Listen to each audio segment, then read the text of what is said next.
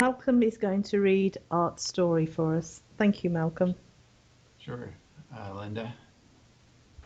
Okay, Art's MSN, Art's MS LDN story, 1988 to 2012. I was diagnosed with multiple sclerosis April 1988. I was very ill for 2 years after the initial attack. I couldn't walk straight and was actually partially blind for a few weeks. I never thought I would recover and become independent again. I was very depressed and briefly considered suicide. I was hospitalized for over 1 month and out of work for over 4 months. It took me many, many months to get back into the swing of things.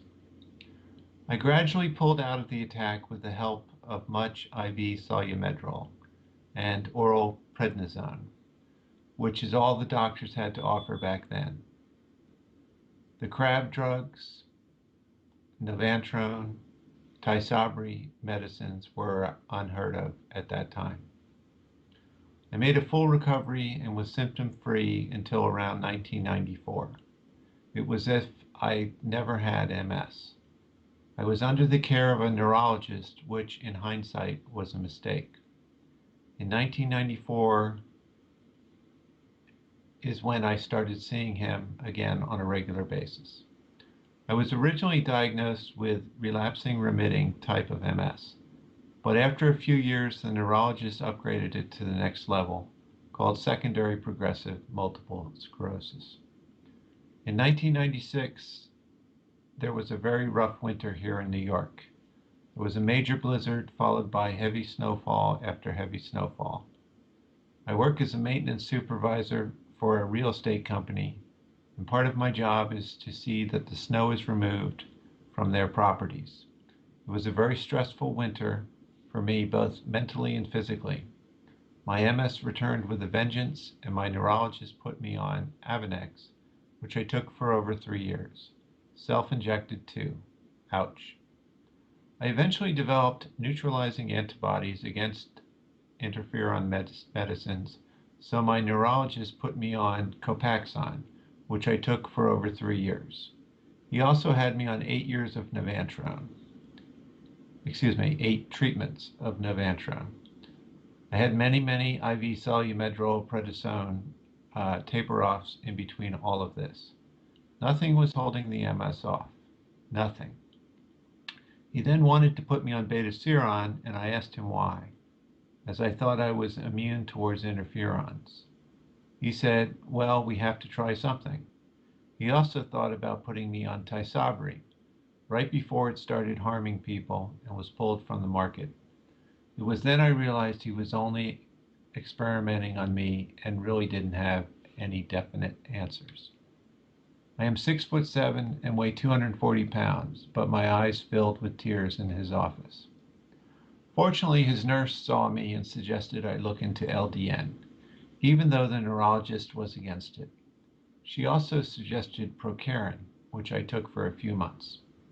I have been on LDN since March 2005 and shudder to think where I'd be without it.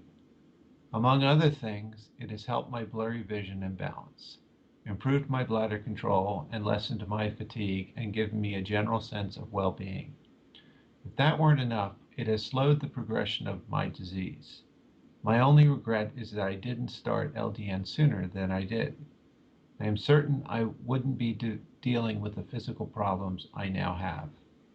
Besides taking 4.5 milligrams of LDN from Skip's Pharmacy every night around 10 p.m., I also take, and he goes through a variety of supplements here, which include a multivitamin, vitamin D3, calcium citrate, B complex vitamin, a B12 vitamin. He also takes 4-AP, which is 4-aminopyridine, which is also known as AMPRA, which helps with walking and nerve transmission for MS patients. And he also takes fish oil and magnesium L-threonate and glucosium. And that concludes his statement. Oh, no, there's more. Hold on. I try to avoid eating foods containing gluten, casein, sugar, corn, soy, legumes, red meat, eggs. The foods I try to eat are fresh fish, fresh wild fish, organic chicken and turkey, brown rice, fresh raw organic fruits and vegetables.